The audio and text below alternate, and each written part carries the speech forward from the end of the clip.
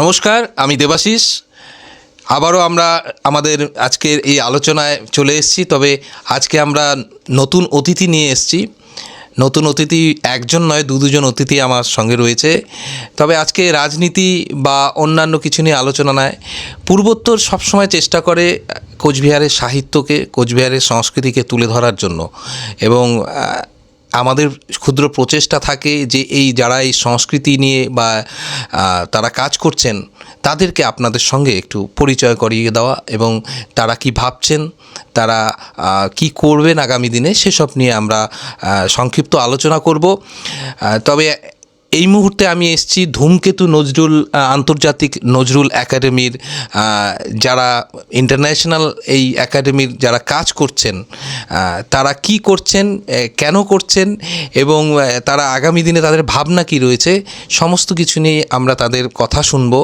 আমার সঙ্গে আমার ডান দিকে রয়েছে নজরুল অনুরাগী, এবং তিনি সাহিত্য চর্চা এবং সংস্কৃত চর্চায় তিনি সবসময় থাকেন। কোচবিহারের তিনি একটি পরিচিত নাম, মানস চক্রবর্তী। মানসদা, আপনাকে ধন্যবাদ। নমস্কার সকলকে। এবং আমার বাঁ দিকে রয়েছে তিনি সঙ্গীত শিল্পী, অবশ্যই নজরুল অনুরাগী, সমা দাশগুপ্ত। সবাই কোচবিহারে ছিলেন। দিদি, আপনাকে অনেক ধন্যবাদ। নমস্কার। প্রথমেই আমরা জানি যে কোচবিহারে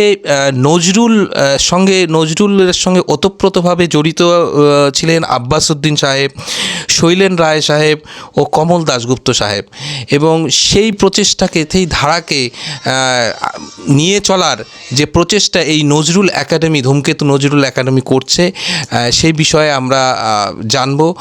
মানসদা, এই নজরুল একাডেমি করার চিন্তাভাবনা প্রথমে কি করে আসলো, মানে কিভাবে আপনারা শুরু করলেন? মানে নমস্কার সকলকে। বিষয়টা হলো যে আমরা বেশ কিছুদিন ধরে লক্ষ্য করছিলাম যে বর্তমান আমাদের যে আগামী প্রজন্ম যে রয়েছে তারা ধীরে ধীরে সাহিত্য বিমুখ হয়ে যাচ্ছে।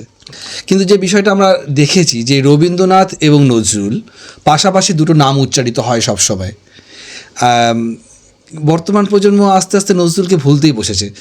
আমরা রবীন্দ্রনাথকে মাথার উপরে রেখে কাজী নজরুল ইসলামকে বুকে নিয়ে আমরা এগিয়ে চলেছি, যাতে প্রত্যেকটা আগামী প্রজন্মের বাচ্চারা যাতে এই কাজী নজরুল ইসলাম কে ছিলেন, কি করেছেন দেশের জন্য, এই বিষয়গুলো যেন তাদের মধ্যে যেতে পারে, বা কাজী নজরুল ইসলামের সাম্যবাদ বা অসাম্প্রদায়িক যে চেতনাটা রয়েছে সেটা যেন আগামী প্রজন্মের মধ্যে আমরা আরও বেশি করে ছড়িয়ে দিতে পারি, এই উদ্দেশ্য এবং ভাবনা চিন্তা নিয়েই কিন্তু আমরা এই ধূমকেতু আন্তর্জাতিক নজরুল একাডেমির পথ চলা আমরা শুরু করেছি। দাদা, এই আপনার ধূমকেতু নজরুল একাডেমি করতে গিয়ে কোনো বাধার সম্মুখীন হতে হয়েছে, বা কতটা এগিয়েছেন এই অবধি? ধূমকেতু আন্তর্জাতিক নজরুল একাডেমি করতে গিয়ে বাধার সম্মুখীন হয়েছি, অল্প বিস্তর কিছু বাধার সম্মুখীন হয়েছি। কারণ আজ একটা মহলের মধ্যে আছে যে কাজী নজরুল ইসলাম মুসলমানের কবি এবং রবীন্দ্রনাথ ঠাকুর হিন্দুদের কবি, যে এটা একটা মহল থেকে উঠে আসছিল। সে সময় আমরা রবীন্দ্রনাথ ঠাকুরকে ছোট করবার জন্য নাকি কাজী নজরুল ইসলামকে নিয়ে কাজ করছি, এই জাতীয় বিষয়গুলো উঠে আসছিল। কিন্তু আমরা মনে করি যে যখন কোনো সমালোচনা হয় তখন মনে করি আমাদের কাজটা সঠিক পথে এগোচ্ছে, তখন আমরা সেটাকেই মানে ঋণাত্মক বা নেগেটিভ সমালোচনাটাকেও আমাদের সামনের দিকে এগিয়ে যাবার জন্য আমাদের কিন্তু জেদটাকে আরও বেশি ত্বরান্বিত করে। একদমই। দাদার কাছে আবার আসছি, দিদির কাছেও একটু যাচ্ছি, সমাধির কাছে। সমাধি, নজরুল নিয়ে কি ভাবনা প্রথমেই আসে? আমি ছোটবেলা থেকেই মানে সঙ্গীত চর্চা করি। আমার বাবার থেকে এই অনুপ্রেরণা পাওয়া। আমার বাবা ভীষণ নজরুল অনুরাগী ছিলেন। ছোটোবেলা থেকেই নজরুল সঙ্গীত শুনেছি এবং করেওছি। তো তার থেকে একটা ভাবনা চিন্তা, তিনি একাধারে যেরকম মানে তিনি সাহিত্যিক অবশ্যই, তার পাশাপাশি তার লেখার মধ্যে একটা কীর্তন, তারপরে ভজন, শ্যামা সঙ্গীত, সব ধরনের তিনি লিখেছেন। তিনি প্রেম পর্যায়ে লিখেছেন, কি মানে কোন ধারার তিনি লেখেননি। তো তার লেখার মধ্যে এত বেশি বৈচিত্র্য আমার ভীষণ ভালো লাগে। তো সেখান থেকে একটা ভালো লাগা তৈরি হয়। মানুষদার সঙ্গে যিনি প্রথমেই বললেন যে বর্তমান যে যুব সমাজ অনেকটাই নজরুলকে ভুলতে বসেছে, আপনি তো নিজেও একজন গানের শিক্ষিকা, বিভিন্ন বাচ্চাদের বা শেখান, বিভিন্ন জায়গায় আপনি দেখেন, সেটা কি মনে হয় যে কতটা তারা নজরুলকে বর্তমান যুব সমাজ তারা মনে রাখছে? না, আসলে বিষয়টা হচ্ছে আমাদের এখন যে শিক্ষা ব্যবস্থা, আমরা গার্জিয়ানরা সবাই চাই যে আমার ছেলে মেয়ে ইংরাজিতে কথা বলবে, ইংরাজি পড়াশোনা করবে। তো ইংরাজিতে পড়াশোনা করতে গিয়ে পাশ্চাত্য ভাবধারায় কিন্তু খুব ওরা অনুপ্রাণিত হচ্ছে, এবং অবশ্যই ইংরাজি মাধ্যমটা এখনকার যুগে খুব দরকার। তার পাশাপাশি আমরা বাঙালির যে কৃষ্টি কালচার তা তো ভুললে হবে না, তার সাহিত্য চর্চা সবটাই দরকার।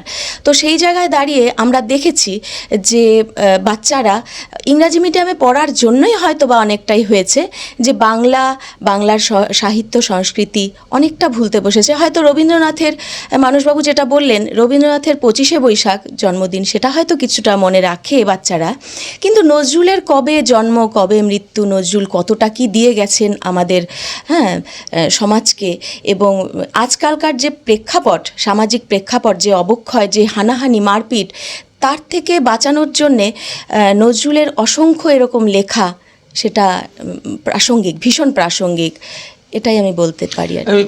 মানুষদা, এই নজরুলকে নিয়ে যে আরও কি যুব সমাজকে বা যাদের দায়িত্ব রয়েছে সমাজের, তারা কি নজরুলকে আরও এগিয়ে নিয়ে যাওয়ার জন্য প্রচেষ্টা করা উচিত? যুব সমাজ কতটা, দিদি যেটা বললো যে অনেকটাই ভুলতে বসেছে, আপনিও বললেন, কোথায় কোথায় মনে হয়েছে যে আপনার যে আজকালকার যুব সমাজ ঠিক সেরকমভাবে নজরুলকে মনে রাখছে না? একটা সময় দেবাশিস, যে নেতাজি বলেছিলেন যে যুদ্ধে যাবার আগে কাজীর গান গাইতে হয়, গান পড়ে আমরা যুদ্ধে যাই, যে সে জায়গায় দাঁড়িয়ে আজকের দিনের যুব সমাজকে যদি জিজ্ঞাসা করা যায়, আচ্ছা কাজী নজরুল ইসলামের জন্মদিন কবে, 11ই জ্যৈষ্ঠ, অনেকের হয়তো বলতে গেলে হয়তো একটু ঢোক গিলতে হবে না। আমার ছেলেও মানে ইংলিশ মিডিয়ামে পড়ছে, ওকে বলতে গেলে ওকে দুবার হয়তো ভাবতে হবে যে সত্যি কাজী নজরুল ইসলামের জন্মদিন কবে। বা আমরা ছোটোবেলায় যেটা পড়েছিলাম যে হিন্দু মুসলমান কবিতা, বর্তমান পাঠ্যপুস্তকে আসে বলে আমার এখন মনে হচ্ছে নেই এটার, যে মোরা একই বৃন্দে দুটি কুসুম হিন্দু মুসলমান, বা কান্ডারি হুঁশিয়ার আমরা বাংলা বইয়ে পড়েছি। আমার মনে হচ্ছে এখন সে বইগুলোতেও নেই এই কবিতাগুলো, বা লিচু চোর বা খুকি ও কাঠবিড়ালি, এই বিষয়গুলো আস্তে আস্তে না থাকার দরুন না, আমার মনে হয় কাজী নজরুল ইসলাম আস্তে আস্তে হারিয়ে যেতে বসেছে। কিন্তু কাজী নজরুল ইসলাম তো সেই ভারতবর্ষের স্বপ্ন দেখেছিলেন যেখানে হিন্দু মুসলমান একই সাথে থাকতেন। তিনি তার ছেলের নাম রেখেছিলেন কৃষ্ণ মোহাম্মদ। তিনি নিজেও বিয়ে করেছিলেন প্রমীলা সেনগুপ্তকে, বা আমাদের যে কমল দাশগুপ্তর যে মিসেস ফিরোজা বেগম। যাই হোক, আমি এই বিষয়গুলোর মধ্যে যাচ্ছি না, কিন্তু তিনি যে ভারতবর্ষের স্বপ্ন দেখেছিলেন, তিনি যে এই জাতের নামে বজ্জাতি, মানে যে জিনিসটা তিনি ভেবেছিলেন, এটা কিন্তু পরবর্তীকালে আর কাউকে আমরা দেখতে পাইনি। যদিও আমরা একটা বিষয় বলে রাখা ভালো, যেন দেবাশিস, আমরা যতই বলি না কেন কাজী নজরুল ইসলাম মুসলমানের কবি, সবচেয়ে ইন্টারেস্টিং বিষয় জানো, কাজী নজরুল ইসলাম যখন অসুস্থ হলেন তখন শ্যামাপ্রসাদ মুখোপাধ্যায়, মানে তিনি সর্বপ্রথম নজরুলের সেবা শুশ্রূষা করেছিলেন। যখন তিনি বলেন আমাকে 1000 টাকা একটু ধার দিতে পারবে, কেউ দেয়নি, কিন্তু শ্যামাপ্রসাদ মুখোপাধ্যায় তিনি 500 টাকা ধার দিয়েছিলেন সেই সময় কাজী নজরুল ইসলামকে। তারপর তার ট্রিটমেন্টের ব্যবস্থা হয়। এটা কিন্তু অনেকেই জানি না আমরা, যে শ্যামাপ্রসাদ মুখোপাধ্যায় একজন কি বলবো RSSের একজন প্রতিষ্ঠাতা হয়ে তিনি নজরুলকে এইভাবে সাহায্যের হাত বাড়িয়ে দিয়েছিলেন। এটা সত্যি আমাদের কাছে কিন্তু এটা বিশাল পাওনা। এটা কিন্তু আমাদের কাজী নজরুল ইসলাম সম্পর্কে বললে ঘন্টার পর ঘন্টা তো আমরা আলোচনা মানে সময় বেরিয়েই যাবে। তবে এই কাজী নজরুল ইসলামকে নিয়ে কিন্তু যে দায়িত্ব ধূমকেতু নজরুল একাডেমি নিয়েছে, সেই ব্যাপারে একটু আমরা দাদার কাছে শুনবো, দিদির কাছেও শুনবো। মূলত ধূমকেতু নজরুল একাডেমির কী কাজ হবে? মূলত ধূমকেতু আন্তর্জাতিক নজরুল একাডেমির প্রধান এবং উদ্দেশ্য হলো আগামী প্রজন্মের মধ্যে কাজী নজরুল ইসলামের সাম্যবাদ এবং অসাম্প্রদায়িক চেতনাটার উন্মেষ ঘটানো। তার জন্য ধূমকেতু যেটা করতে চলেছে আগামীতে, বিভিন্ন স্কুলে কলেজে ওয়ার্কশপ করবে কাজী নজরুল ইসলামকে নিয়ে, আরও বেশি করে লেখাপড়া যাতে কুইজ কন্টেস্টগুলো করবে কাজী নজরুল ইসলামকে নিয়ে, এবং যারা কাজী নজরুল ইসলাম নিয়ে পড়াশোনা করছেন, বিভিন্ন গবেষক অধ্যাপক, তাদের নিয়ে বিভিন্ন সেমিনার অনুষ্ঠিত করা হবে বিভিন্ন স্কুলে কলেজে। আর আমাদের প্রথম এবং প্রধান উদ্দেশ্য হলো আমরা এমন একটি ক্যাম্পাস গড়তে চলেছি দেবাশিস, যে ক্যাম্পাসের মধ্যে primary school, high school, college, university, একটা বৃদ্ধাশ্রম, একটা অনাথ আশ্রম, নৃত্য শেখবার জন্য জায়গা, সঙ্গীত শেখবার জন্য জায়গা, আবৃত্তি চর্চা কেন্দ্র একটি ক্যাম্পাসের মধ্যে থাকবে। ঠিক অনেকটা শান্তিনিকেতনের মতো আমরা চেষ্টা চালাচ্ছি নজরুল নিকেতন গড়ে তুলবার জন্য, যেখানে আগামী প্রজন্মের ছেলেমেয়েরা আশ্রমিক অনুশাসনে নজরুল চেতনায় বড় হয়ে উঠবে। এটা আমাদের প্রধান উদ্দেশ্য এবং লক্ষ্যও বলতে পারো, এবং যাকে কেন্দ্র করেই আমরা তুফানগঞ্জের ধলপল 2 গ্রাম পঞ্চায়েতে মনোরঞ্জন সরকারবাবু আমাদের প্রচুর পরিমাণ জমি দান করেছেন। সেখানে গত জানুয়ারি মাসের 24 তারিখ তার ভিত্তিপ্রস্তর স্থাপন হয়েছে, ভিত্তিপুজো হয়েছে, এবং পাশাপাশি আরও একটি জমি আমরা পাচ্ছি খুব শীঘ্রই, সেখানেও আমরা আমাদের দ্বিতীয় ক্যাম্পাস তৈরির চেষ্টা চালিয়ে যাব। এই একটা বিষয়। আরও একটা বিষয় রয়েছে, সেটা হচ্ছে সাংস্কৃতিক মেলবন্ধন। আজকে ধূমকেতু আন্তর্জাতিক নজরুল একাডেমি পশ্চিমবঙ্গের প্রতিটি জেলায় তার ব্রাঞ্চ তৈরি করেছে, বাংলাদেশের প্রতিটি জেলায় তার ব্রাঞ্চ রয়েছে, ত্রিপুরাতে 8টি জেলা রয়েছে, 8টি জেলায় তার শাখা তৈরি হয়েছে, আসামের 5টি জেলা, এছাড়াও কটক, ভুবনেশ্বর, গুজরাট, ব্যাঙ্গালোর, দিল্লি, বিভিন্ন জায়গায় তার শাখা বিস্তার করেছে। ভারত বাংলাদেশের সীমানা ছাড়িয়েও বিভিন্ন বিদেশেও এর শাখা রয়েছে। এবং তার ফলে কি হচ্ছে বলতো, আজকে আমরা এই মফস্বল শহরের, এই কোচবিহারের মতো মফস্বল শহরের যে ছেলেটা গান করে বা আবৃত্তি করে, তাকে কিন্তু আমরা দিল্লিতে বা কলকাতায় বা ঢাকাতে বা আগরতলায় তার প্রতিভাটাকে ছড়িয়ে দেওয়ার একটা সুযোগ আমরা করে দিচ্ছি। আমরা একটা মঞ্চ তৈরি করে দিচ্ছি। তার ফলে কি হচ্ছে যে প্রতিটা শিল্পী চায় তার প্রতিভাটাকে বিকাশ ঘটুক।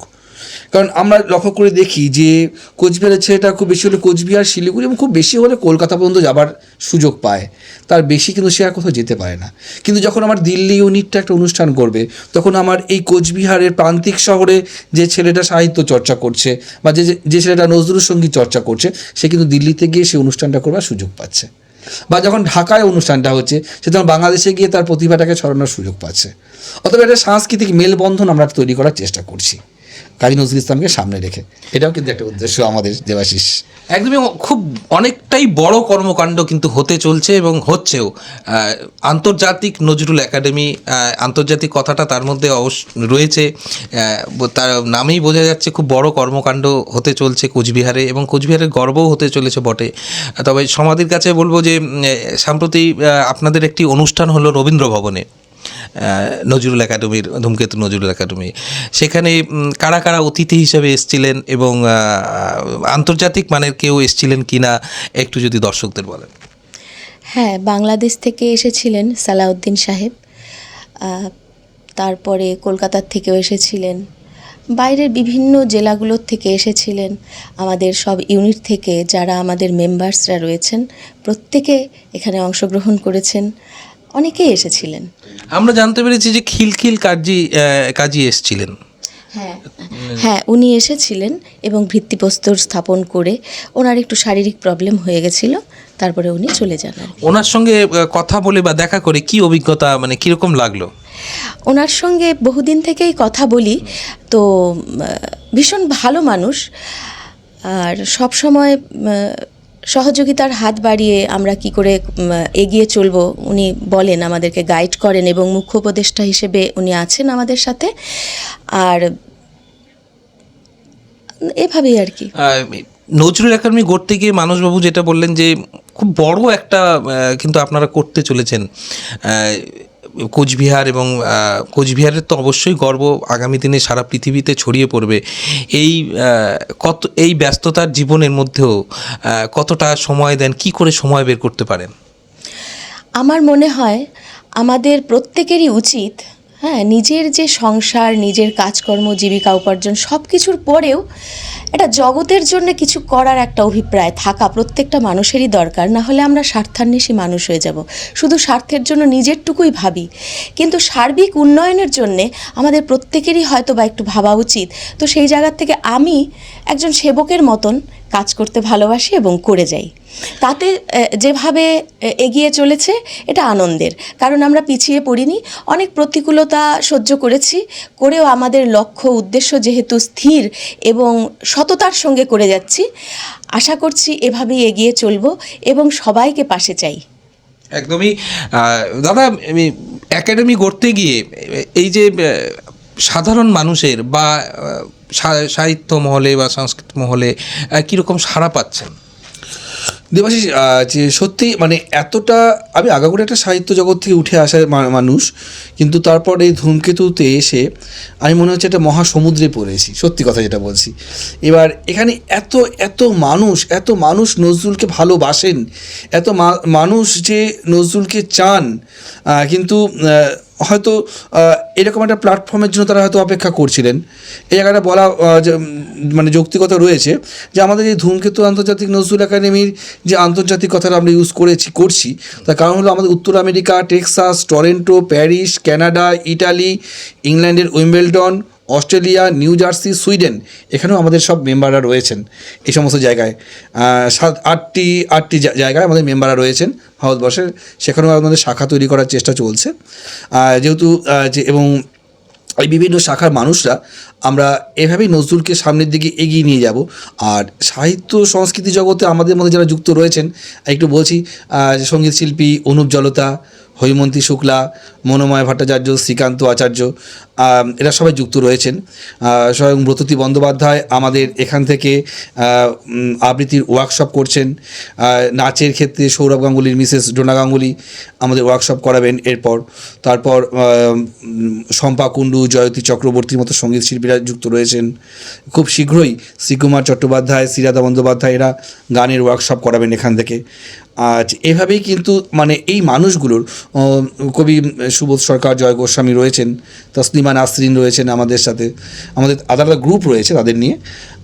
যে এবং এই মানুষগুলো এবং উপদেষ্টা মণ্ডলীর মধ্যে অনেক বড় বড় মানুষ সেখানে যুক্ত রয়েছেন আমাদের সাথে। এটা সত্যি একটা বিশাল পাওনা আমাদের কাছে। আজকে এই ধূমকেতু আন্তর্জাতিক নজরুল একাডেমি করতে এসে আমার মনে হচ্ছে যেন এতদিন হয়তো জন্মটা সার্থক হয়েছে, যে এত মানুষের ভালোবাসা। এবং সবচেয়ে বড় যে সবাই যেটা বলছে যে নজরুলকে নিয়ে যে এত কিছু করা যায়, নজরুলকে নিয়ে আমরা কবিতা লিখেছি, গান আছে, কবিতা নজরুলের যেগুলো অপ্রচলিত সেগুলো উদ্ধার হচ্ছে, সংরক্ষণ করা হচ্ছে। কিন্তু এই নজরুলকে নিয়ে একটা একাডেমি গড়ে, যেটা নিকেতন, যে মানে সম্পূর্ণ ভিন্ন চিন্তাধারায় গিয়ে যে একটা ক্যাম্পাস, এই ভাবনা সত্যি আমাকে উদ্বুদ্ধ করছে। এবং একটা কথা বলতে হয় কি জানো তো, ওই এপিজে আব্দুল কালাম বলেছিলেন যে স্বপ্ন আমরা সেটাই দেখি যেটা ঘুমোতে দেয় না। সত্যি আমরা এখন এই স্বপ্নটাই দেখছি। আমাদের কাছে প্রতিটা দিন এখন অনেক দামি, কারণ কত তাড়াতাড়ি আমরা এই নজরুল নিকেতনটা তৈরি করতে পারবো এবং মানুষের কাছে পৌঁছে দিতে পারবো এই নজরুল নিকেতনকে। আমরা এটার জন্য সত্যি আমরা দিন গুনছি এখন। এত বড় প্ল্যাটফর্ম হচ্ছে, এত বড় ক্যাম্পাস হচ্ছে, ম্যানেজমেন্ট কি করে করছেন? মানে কতটা সময় দিতে হচ্ছে? আমি নিজে একজন সরকারি কর্মচারী এবং সেখানে থাকার পরেও নিজেরও বাড়ি রয়েছে। তবু যে বললাম, যে বলেছে আমার দিদিভাই বলেছেন, যে আরেকটা কথা বলছি, স্বামী বিবেকানন্দ বলে গেছিলেন যে জন্ম যখন হয়েছে কিছু একটা দাগ রেখে যাও। বা সেই রামকৃষ্ণের কথায়, পারলে একটা বটগাছ হোস, বটগাছ না হলেও যদি একটু সুপারি গাছও হতে পারি, যে মানে পরবর্তীকালে লোকেরা বলবে এখানে একটা সুপারি গাছ ছিল। যাই হোক, সেদিকে তাকিয়েই না এগিয়ে চলেছি। আর ওই যে কিছু একটা করবো, একটা পজিটিভ একটা ভাইব্রেশন কাজ করছে আমাদের মধ্যে, যে যতদিন না হচ্ছে আমরা থেমে থাকবো না। এই একাডেমি করার পরে মূল যারা একাডেমিতে আসবেন, যাদেরকে নিয়ে কাজ হবে, সেই ছাত্রছাত্রী বা যুব সমাজ, তাদের কীরকম সাড়া পাচ্ছেন? প্রচুর সাড়া পাচ্ছি গো, কারণ এতগুলো ইউনিট হওয়ার পর যে বিষয়টা হয়েছে, আরেকটা বিষয় বলা যে বাহুল্য, যে আমাদের কিন্তু ধূমকেতু আন্তর্জাতিক নজরুল একাডেমি এখন বোর্ড হয়ে গেছে। বোর্ড বলতে যে ভারত সরকার কর্তৃক স্বীকৃত, যে যারা কবিতা, গান, নাচ শেখে, তারা যেমন বিভিন্ন বঙ্গীয়, প্রয়াগ এগুলো রয়েছে না, বা তারপরে লখনৌ, এরকম তার আন্ডারে পরীক্ষা দেয় আপনার এবং certificate issue আজ আমরা এখান থেকে সেই সার্টিফিকেট বা সেই পরীক্ষা নেবার স্বীকৃতিটা আমরা পেয়েছি ভারত সরকারের দ্বারা। আমরা খুব শীঘ্রই সেই বোর্ড গঠন করে এই কাজটাও করব এবং এর ফলে আরও মানে নতুন প্রজন্মের কাছে ছড়িয়ে যেতে আমরা খুব সহজেই পারছি। কারণ আজকালকার দিনের শিশু মানে বাচ্চারা পড়াশোনার পাশাপাশি এক্সট্রা কারিকুলাম হিসেবে হয় সে গান শিখছে, নয় নাচ শিখছে বা আবৃত্তি শিখছে। অতএব আমরা এই জায়গা দিয়ে আগামী প্রজন্মের শিশুদের কাছে পৌঁছে যাবার একটা সুযোগ পাচ্ছি। কিন্তু এখানে কি আপনাদের যারা আসবেন, যারা তাদের কি থাকারও ব্যবস্থা হবে ক্যাম্পাসে, মানে আবাসিক হিসেবে?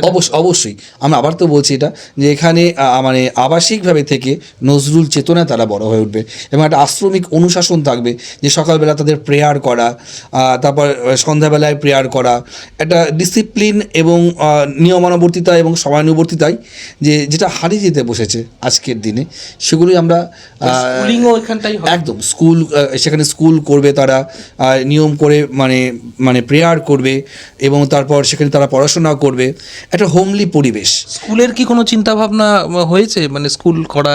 অবশ্যই সেখানে তো আমরা এটাই তো চিন্তা ভাবনা করছি যে এখানে আবাসিকভাবে থেকে সেখানে একটা স্কুল থাকবে। অবশ্যই সেটা আমরা সিবিএসসি বোর্ডের আন্ডারেই সেই স্কুলটা করবো, ইংরেজি মাধ্যম, একদম ইংরেজি মাধ্যম স্কুলে থাকবে এবং তার পাশাপাশি কিন্তু আমরা সেখানে রবীন্দ্র চর্চাও থাকবে। শুধুমাত্র যে আমরা নজরুল একাডেমি করেছি মানে যে নজরুল চর্চা হবে তা কিন্তু নয়, সেখানে আমরা আব্বাস উদ্দিনের হাওয়াইয়া সঙ্গীত চর্চাও থাকবে, প্যারি মোহন দাসেরও হাওয়াইয়া থাকবে, জীবনানন্দ দাসও পড়ানো হবে, সুকান্তও থাকবে সেখানে। অর্থাৎ সবাইকে নিয়ে কেন এবং একই রকমভাবে সেখানে জার্মান ভাষা, ফরাসি ভাষা এগুলোও চর্চা থাকবে সেখানে। মানে আমি আবার বলছি অনেকটা ঠিক শান্তিনিকেতন ধাঁচের করবো, যে কারণ সেখানে শাস্ত্রীয় সঙ্গীত, শাস্ত্রীয় নৃত্য এগুলোও শেখানো হবে। তুমি আমি দিদির কাছে, দিদি কাজী নজরুল ইসলামকে নিয়ে কথা হচ্ছে, তুমি সঙ্গীত শিল্পী, তো দর্শকদের দু এক লাইন যদি শোনাও।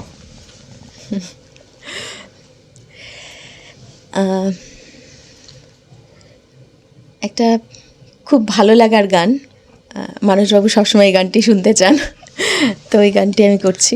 গানটি কি বলতো দেবাশিস, যে বিরহের গানও যে এত সুন্দর করে গাওয়া যায় এটা কিন্তু নজরুল আমাদের দেখিয়ে দিয়েছেন ভুলি কেমনে। মানে এত খুবই বিরহের গান, ভালো করে মন দিয়ে শুনলেও মনে হয় যে এতটা বিরহের গানের মধ্যেও এতটা সুরের যে ওঠানামা, মানে মনে হয় না যে বিরহের গান, ভালো করে শুনলে মনে হয় যে তিনি যে বিরহটাকে কতটা আনন্দের মধ্যে নিয়ে গেছেন। সেটাই বিরহে আনন্দ বেশি, সব বিরহতেই মানুষের আনন্দ খুঁজে পাওয়া যায় সেখানটায়। দিদি তোমার কি কোনো ইনস্ট্রুমেন্ট লাগবে কি? ইনস্ট্রুমেন্ট একটু হারমোনিয়ামটা হলে ভালোই হতো। তাহলে হারমোনিয়ামটা বলবো একটু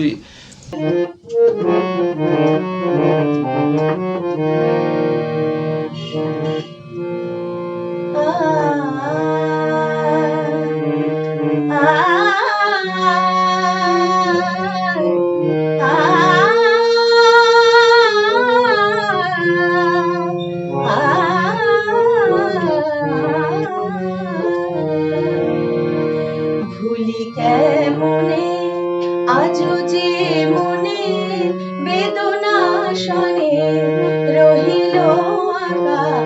ভুলি কেমনে আজও যে মনে বেদনা শনে রহিল আঁকা। আজও সজনী দিন রজনী সে বিনে গুণী সকলি ফাঁকা। ভুলি কেমনে আগে মন করলে চুরি মর্মে শেষে হারলে চুরি। আগে মন করলে চুরি মর্মে শেষে হারলে চুরি। এত সঠতা এত যে ব্যথা তবু যেন তা মধুতে মাথা। এত সঠতা এত যে ব্যথা তবু যেন তা মধুতে মাথা। ভুলি কেমনে চকরি দেখলে চাঁদে দূর হতে সইয়া কাঁদে। চকরি দেখলে চাঁদে দূর হতে সইয়া কাঁদে। আজ বাদলে ঝুলানো ঝোলে তেমনি জলে জলে বলাকা ভুলি কেমনে। এটি একটি তাল ফেরতা। হ্যাঁ, তাল ফেরতার মধ্যে গানটি এত সুন্দর করে উনি সাজিয়েছেন, যেখানে বিরহ, যেটা মানসবাবু বললেন, যেখানে বিরহ, ভালোবাসা, ভালো লাগা সবটি একখানে মিশ্রিত হয়ে গেছে। খুব ভালো লাগে আমার এই গানটি করতে। লেখার পাশাপাশি, লেখা তো যিনি লিখেছেন মহান তিনি, কিন্তু যিনি গাইলেন তার গলাতেও কিন্তু গানটি চমৎকার লাগলো। আপনাদেরও নিশ্চয়ই ভালো লেগেছে।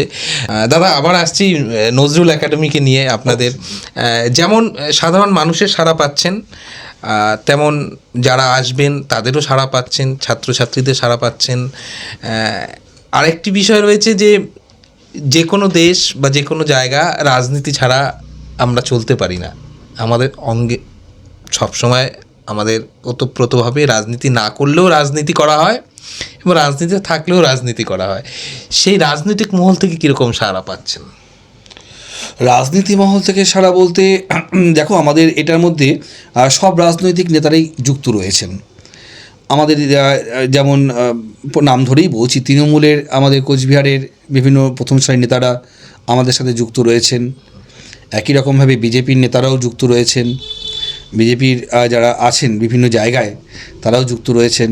আবার বামপন্থী নেতারাও আছেন। আমাদের টোটাল আইনানুগ বিষয়গুলো কলকাতার প্রাক্তন মেয়র বিকাশ রঞ্জন ভট্টাচার্য তিনি নিজে দেখছেন বিষয়গুলো।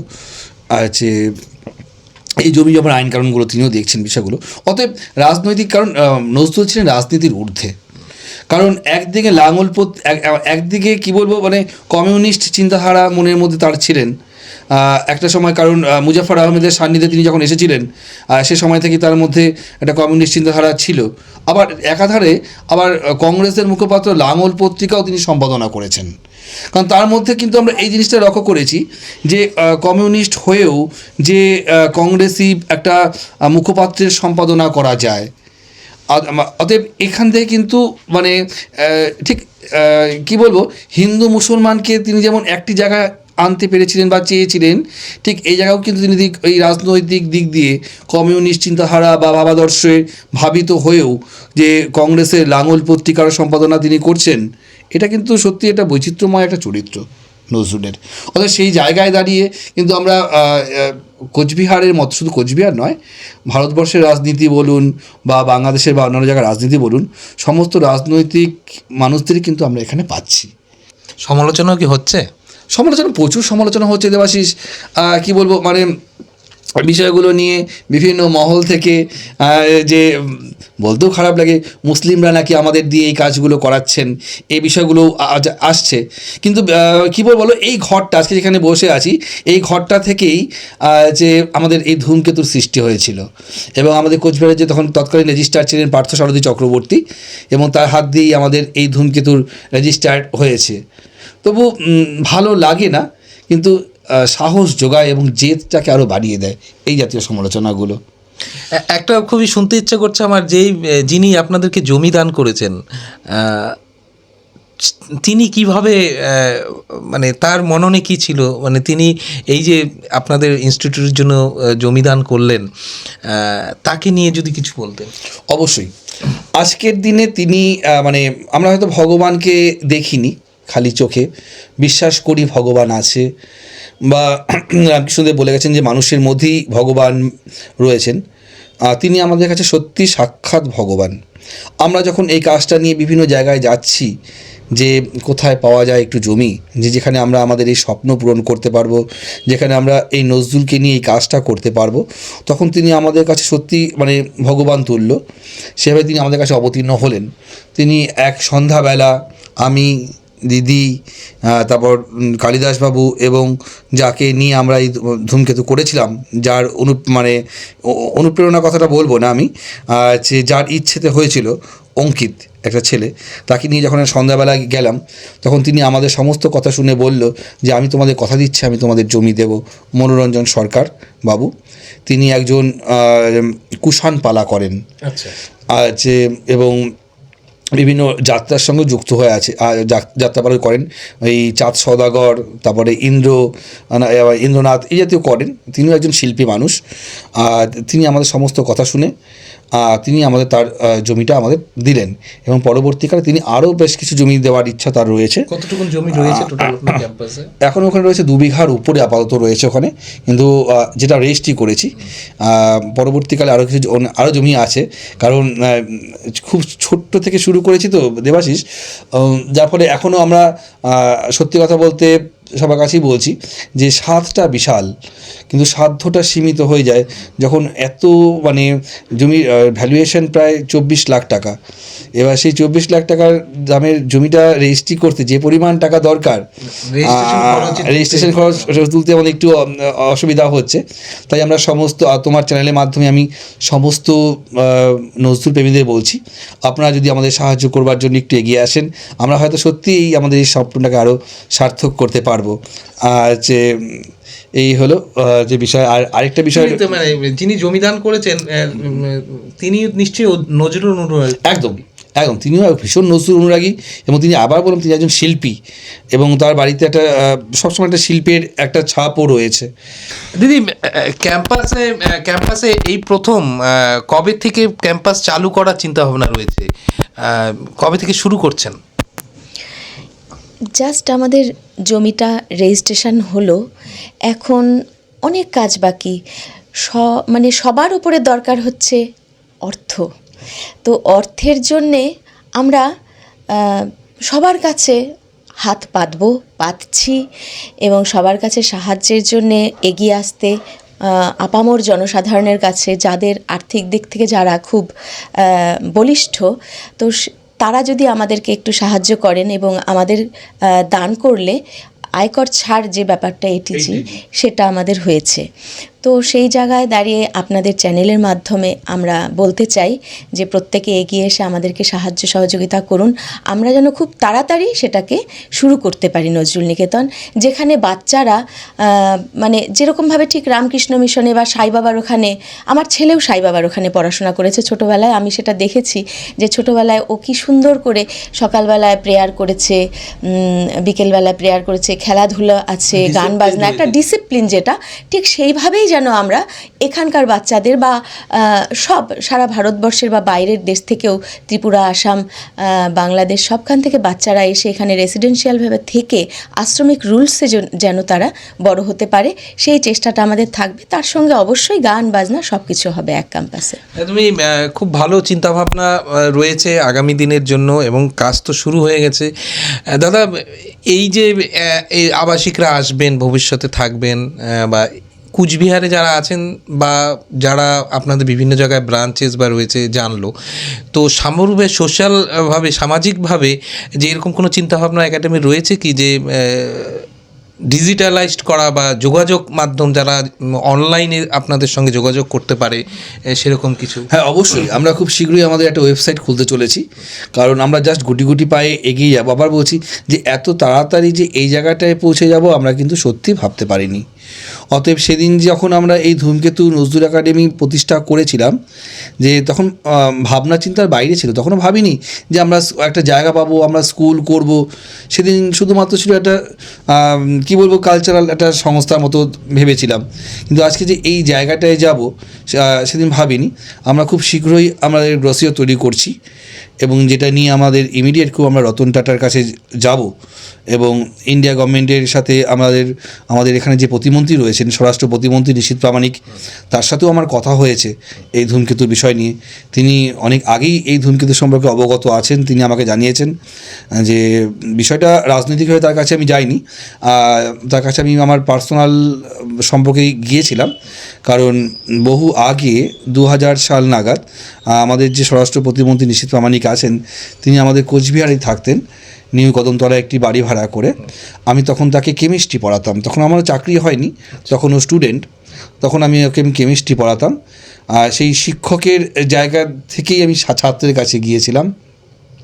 একটু মাঝখানে একটু বলছি, আজকে ছাত্র প্রতিমন্ত্রী হয়েছে ভারতবর্ষের স্বরাষ্ট্র প্রতিমন্ত্রী, কেমন লাগে? সত্যি এটা আমার কাছে একটা গর্বের বিষয়। আজকে আমার ছাত্র যখন প্রতিমন্ত্রী হয়েছে এবং আমি অডিয়েন্সে বসেছিলাম, ও আমাকে ডেকে নিয়ে গিয়ে ওর মঞ্চে বসালো সেদিন, এটা আমার কাছে সত্যিই গর্বের বিষয়। এবং তারপর যখন মঞ্চে যতগুলো মানুষ ছিল, কোচবিহারের সমস্ত বিধায়করা ছিলেন, তখন যখন বললেন যে আমার কেমিস্ট্রির টিচার আমাকে ছোটোবেলায় কেমিস্ট্রি পড়িয়েছে, সত্যি আমার গর্বে বুকটা ভরে গেছে এটা। এবার সেই সূত্র ধরে তার কাছে গেছিলাম, কথাও হয়েছে এই ধূমকেতু নিয়ে, তিনিও আমাদের সাহায্য সহযোগিতার হাত বাড়িয়ে দেবেন, কথা হয়েছে সেই বিষয়টা নিয়ে। আর এই তো চলছে। একদমই, আমরা নজরুল একাডেমি নিয়ে, ধূমকেতু নজরুল একাডেমি নিয়ে কিন্তু বিস্তর আলোচনা করলাম। অবশ্যই এই সংস্থা আগামী দিনে এগিয়ে যাবে, সেই আশাই সবাই রাখছে, ওনারাও প্রচেষ্টা করছেন। তবে আমরা শেষ করার আগে আমরা দিদির কাছে কিন্তু আরেকখানি গান শুনবো। দিদি, শূন্য এ বুকে পাখি মোরা, ফিরে আয় ফিরে আয়, শূন্য এ বুকে পাখি মোরা, ফিরে আয় ফিরে আয়, তোরে না হেরিয়া সকালের ফুল অকালে ঝরিয়া যায়, শূন্য এ বুকে পাখি মোরায়, ফিরে আয় ফিরে আয়, শূন্য এ বুকে। অসাধারণ দিদি, আপনার গলায় সত্যি গানগুলো, আপনার যখনই গান শুনি তখনই ভাল লাগে শুনতে।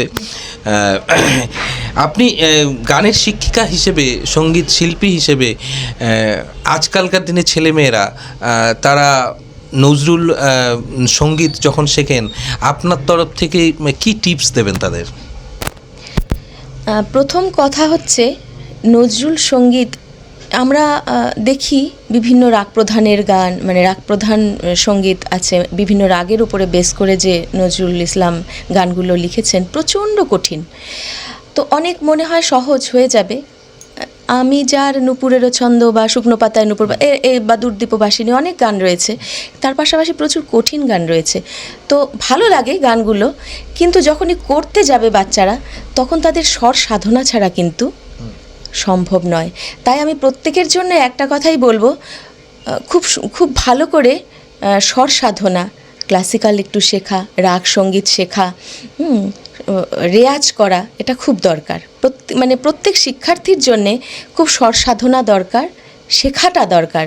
অরিজিনালি যেটা শেখা বলে, শেখাটা খুব দরকার। হয়তো আজকাল ইউটিউব শুনে অনেক গান তুলে ফেলে অনেকে, কিন্তু সঠিক হয় না সেটা। গুরুমুখী বিদ্যা তো, একটু সঠিকভাবে শিখে নিয়ে রেয়াজ করলে, স্বর সাধনা করলে, তো তারপরে যে গানটা গাইবে সেটা একদম পারফেক্ট হবে, শুনতে মধুর আরও হবে। আপনি সঙ্গীত শিল্পী হিসেবে আপনার প্রিয় সঙ্গীত শিল্পীকে? এইটা খুব কঠিন প্রশ্ন। প্রথমেই তো বলতেই হবে আমাদের সুর সাম্রাজ্ঞী মানে লতা মঙ্গেশকর। আমরা তাকে সরস্বতীর আসনে বসাই, জীবন্ত সরস্বতী জ্ঞানে তাকে মানি, তাকে তো মানতেই হবে। তার পাশাপাশি প্রচুর ভালো ভালো শিল্পী আজকালকার দিনে আমরা দেখতে পাই, বিশেষ করে এই রিয়েলিটি শোয়ের মাধ্যমে অনেক সঙ্গীত শিল্পী, বাচ্চা অনেক তারা ভালো গাইছে, কিন্তু একটা সময়ের পরে তাদের আবার দেখাও যায় না, হারিয়েও যায়। তো এই ব্যাপারগুলো আমার মনে হয় ভালোটাকে ঠিক ধরে রাখার জন্যে, এই যে মাত্রই বললাম, সেটা চর্চা করাটা খুব জরুরি। একবার আমি সেলিব্রিটি হয়ে গেলাম মানে আমার সব কিছু হয়ে গেল, এই বিষয়টা নয়। সারাটা জীবন ধরে যেন রেয়াজ করে একটা প্র্যাকটিসের মধ্যে থাকাটা খুব জরুরি।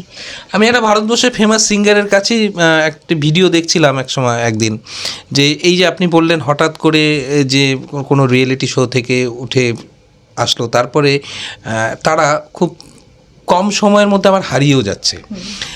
তো তিনি বলছিলেন যে এই যে হওয়ার পরে, তিনি একটা সেলিব্রিটি হওয়ার পরে পরপর তিনি না রেয়াজ বাদ দিয়ে, গান শেখা বাদ দিয়ে তিনি গান করা শুরু করে দেন বিভিন্ন জায়গায়, বিভিন্ন স্টেজে।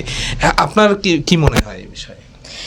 না আসলে কি ছোট বয়স থেকেই আমাদের সময় আবার এই সুযোগগুলো ছিল না, আমরা এখন ফিল করি সেটা খুব দরকার, সেটারও খুব দরকার, কিন্তু তার পাশাপাশি খুব রেয়াজ, প্র্যাকটিস এবং শিক্ষা, মানে ভালো গুরু ধরে সারা জীবন গুরুর সাথে সান্নিধ্য রেখে চর্চা করে যাওয়াটা খুব দরকার, তাহলে সে হারিয়ে যাবে না। শুধু তো পারফর্ম করলে হবে না, নিজের স্বরটাকে, সুরটাকে ধরে রাখার জন্যে যে সারা জীবন মানুষ তার সুরকে পছন্দ করবে, তার জন্য অবশ্যই সাধনা দরকার। আপনি কি আপনার এই নিজের বাসভবনে কি আপনি সঙ্গীত চর্চা বা ছাত্রছাত্রীদের আপনি চর্চা করান কি? হ্যাঁ, আমি শেখাই। আমরা সমা দাশগুপ্তর তার সঙ্গীত জীবন যেন আরও ভালো কাটে, ভালো যায় সেই আশা করব। তবে শেষের দিকে আমরা চলে এসেছি মানসদার কাছে। আমরা জিজ্ঞেস করব আমি আপনার শেষ কি কথা রয়েছে এই একাডেমি নিয়ে আমরা শেষ করার আগে। ধূমকেতু আন্তর্জাতিক নজরুল একাডেমি যে শুধুমাত্র যে এই নজরুল নিকেতন বা সাংস্কৃতিক একটা মেলবন্ধন তৈরি করছে তা নয়, এর একাডেমিক বেশ কিছু কাজ রয়েছে। তার মধ্যে খুব শীঘ্রই আমাদের প্রকাশ পেয়েছে এই ধূমকেতু পত্রিকাটার 100 বছর পূর্তি উপলক্ষে এই ধূমকেতু পত্রিকাটা আমরা বের করেছি। আর যে উল্টো দিকে রয়েছে প্রথম ধূমকেতু 100 বছর আগের সেই ধূমকেতুর পত্রিকার প্রচ্ছদ আছে।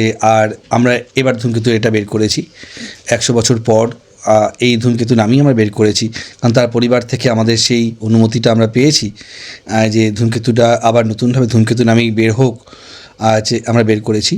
এছাড়াও এটা চলছে আমাদের ডাক্তার সুব্রত কুমার মান্নার তত্ত্বাবধানে আমাদের কলেজ লেভেলে যে কাজী নজরুল ইসলামের যে কবিতাগুলো পড়ানো হয় সেই কবিতাগুলো রসগ্রাহী আলোচনা, টিকা টিপ্পনী, সারসংক্ষেপ সমৃদ্ধ একটি বই সহজিয়া নজরুল খুব শীঘ্রই বের হতে চলেছে।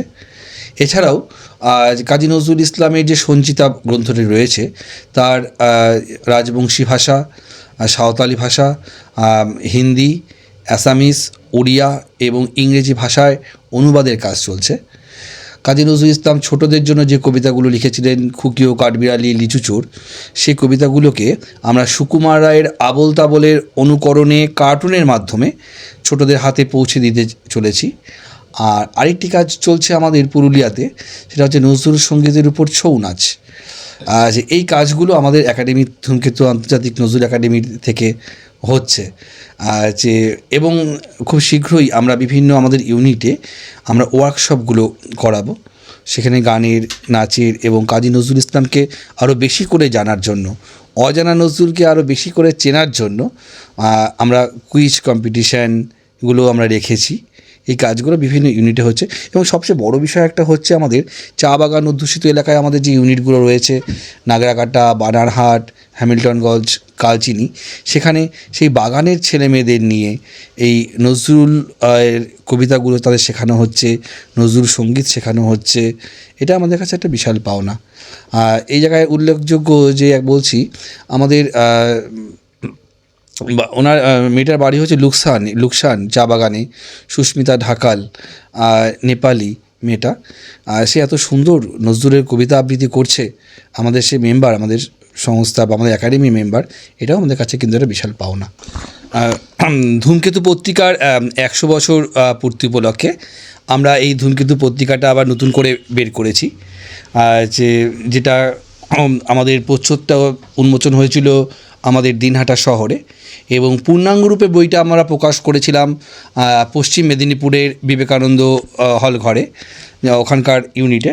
আমরা এই ধূমকেতু পত্রিকাটা এই পূর্বোত্তর যে পত্রিকা গোষ্ঠী রয়েছে, যে টিম পূর্বোত্তরের হাতে আমরাই তুলে দিচ্ছি আজকে। আপনারা দেখুন। দাদাকে এবং ধূমকেতু আন্তর্জাতিক নজরুল একাডেমিকে অনেক ধন্যবাদ, টিম পূর্বোত্তরকে এই পত্রিকা তুলে দেওয়ার জন্য। আমাদের পুরো গোটা টিমের তরফ থেকে, পূর্বোত্তর টিমের তরফ থেকে আপনাদের ধন্যবাদ। তুমি নজরুল ধূমকেতু নজরুল আন্তর্জাতিক নজরুল একাডেমি সম্পর্কে আমরা বিস্তারিত আলোচনা আজকে করলাম। আমরা আশা করব যে আন্তর্জাতিক নজরুল একাডেমি যেন আরও এগিয়ে যায়।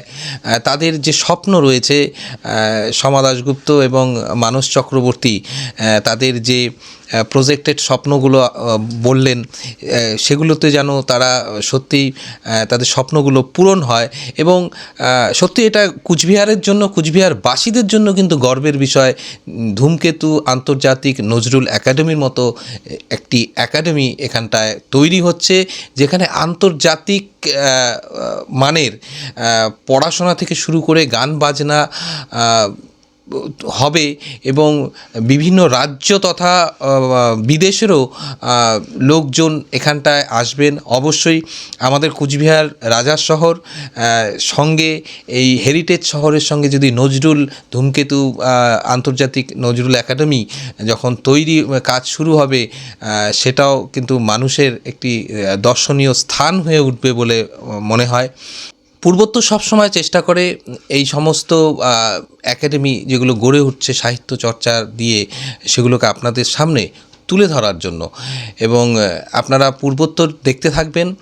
অবশ্যই আমাদের পত্রিকা রয়েছে, পূর্বোত্তর পত্রিকা, এবং আমাদের YouTube channel, Facebook page, website www.purvottor.in, এবং আমাদের পত্রিকা আপনারা দেখবেন। আমরা আপনাদের সঙ্গে থাকব এবং আপনারা ভালো থাকবেন। শুভরাত্রি।